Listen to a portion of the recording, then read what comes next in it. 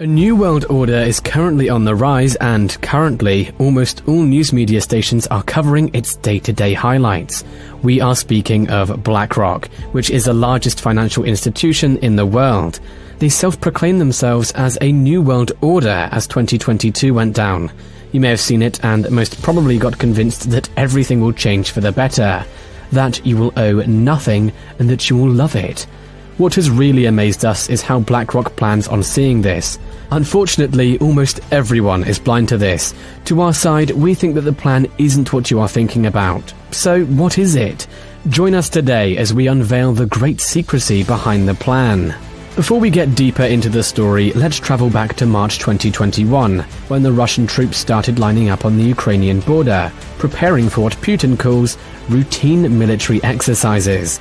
Hundreds of thousands of soldiers had already made their way toward the west, all under the guise of training. On October 2021, Dmitry Medvedev, the deputy chairman of the Security Council of Russia, published an article claiming that Ukraine is a vassal of the West and that the weak, ignorant and unreliable country is not worthy of dialogue, lay under the pretext of what was to come. On December 2021, Western intelligence agencies such as the CIA and the MI6 started to report suspicions of a full-scale invasion.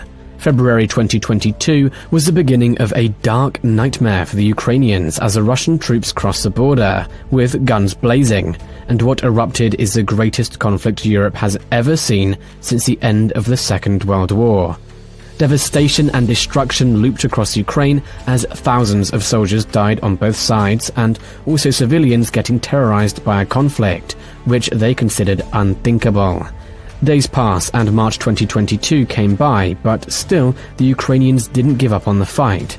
Now, here marks the beginning of what we will be covering today about how things didn't get to glitch as was expected. Larry Fink, the CEO and founder of BlackRock, one of the most powerful men in the world, writes a letter to his investors. To some extent, you might think that he was focused on market oil prices, supply chain disruptions, and inflations that emerged as the war started. He spoke as though he was the mouthpiece of the Joe Biden administration. He stated, "I speak for everyone at BlackRock when I say that witnessing Russia's invasion of Ukraine has been truly heartbreaking. We stand with the Ukrainian people who have shown true heroism in the face of merciless aggression." Also, on April 2022, Alex Brazier, BlackRock's Investment Institute deputy, went on to Bloomberg TV and talked about Ukraine of all things, but he got an angle, so he pushed it hard. The overarching message of this appearance in globalization is dead. The economy of the world as we know it, where the gas comes from Russia, it's burned in a factory in Germany, so a product can be shipped to Vietnam, assembled in China, and then sold in America. Well, that's all over. Later that year, on September 2022, President Vladimir Zelensky met with Larry Fink, the CEO and founder of BlackRock. Now, the question is, what was the reason for their meeting? Let's proceed and you'll get a clue of what happened ahead in this video. Meanwhile, in November of 2022, the Ministry of Finance of Ukraine and BlackRock met again to talk the catch-up and plan about the future. And this time they signed and released a Memorandum of Understanding, agreeing on a framework for consultative assistance in developing a special platform to attract private capital for the recovery and support of Ukraine's economy. Just a few days later, and BlackRock put out a press release titled BlackRock Financial Markets Advisory to advise the Ministry of Economy of Ukraine, confirming that the deal had been accepted and BlackRock and Ukraine would be working together. On December 2022, President Vladimir Zelensky meets again with the CEO of BlackRock, discussing their cooperation, and even planned a trip for BlackRock's leaders to visit Ukraine in 2023. They also discussed how Ukraine will be rebuilt after the war is over, and notably how BlackRock would be responsible for the whole thing.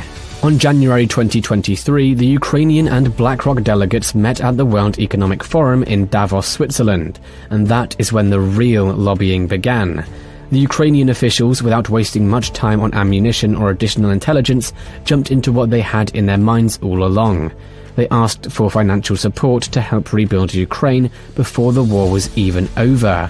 From the meeting, the estimated budget was to be $1 trillion. So, what the United States did was to develop a Marshall Plan. We all know the United States is a country that has seen its industry and economy boom and made billions from selling arms around the world. The Marshall Plan was designed to provide economic assistance to Europe to help the continent rebuild and recover.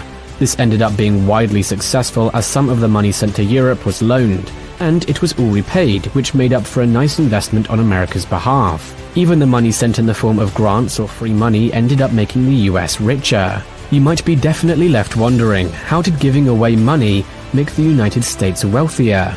Well, it opened a great market for Americans, such that their firms could easily export to and trade with European nations. This is exactly what seems to be going on in Ukraine currently.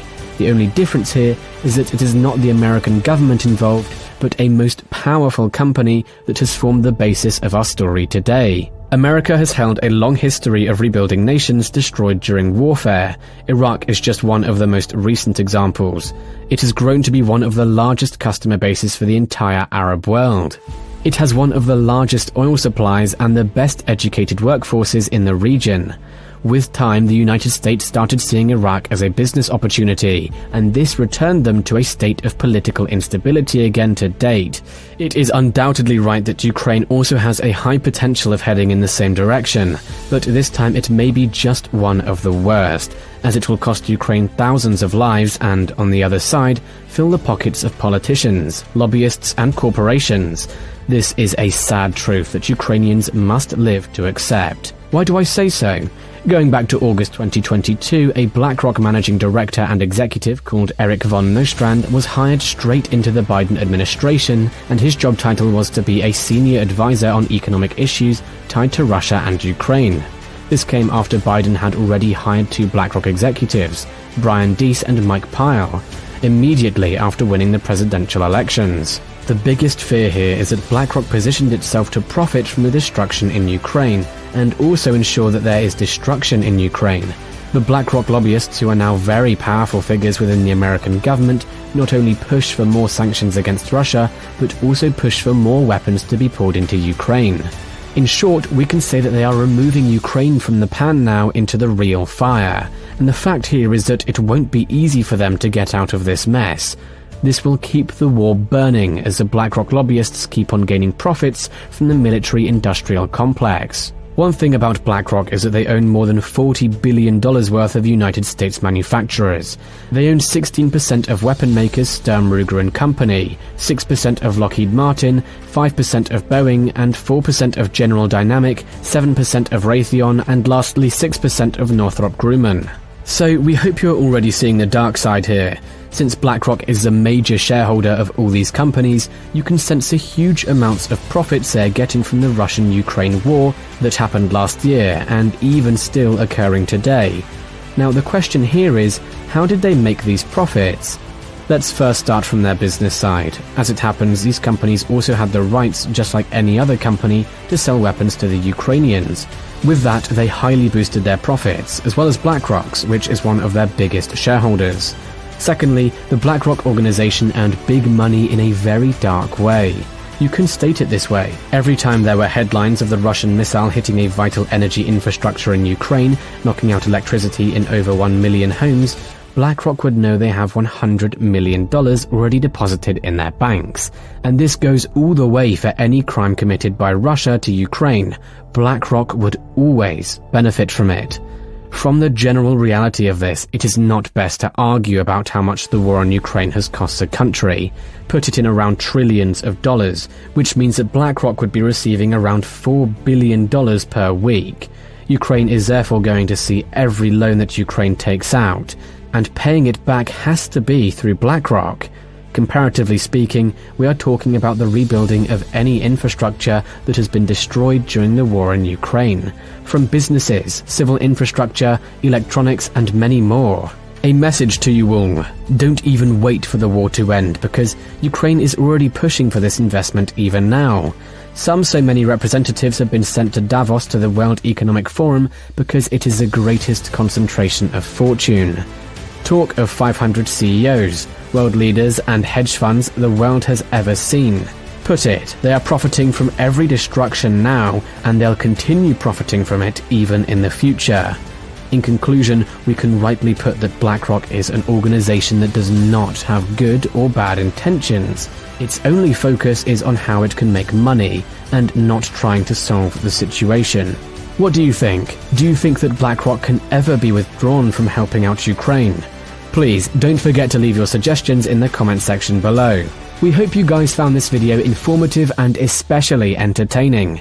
If you loved watching, please don't forget to hit that like button. Also, don't forget to subscribe for more content. Thank you for watching, and let's meet in the next video.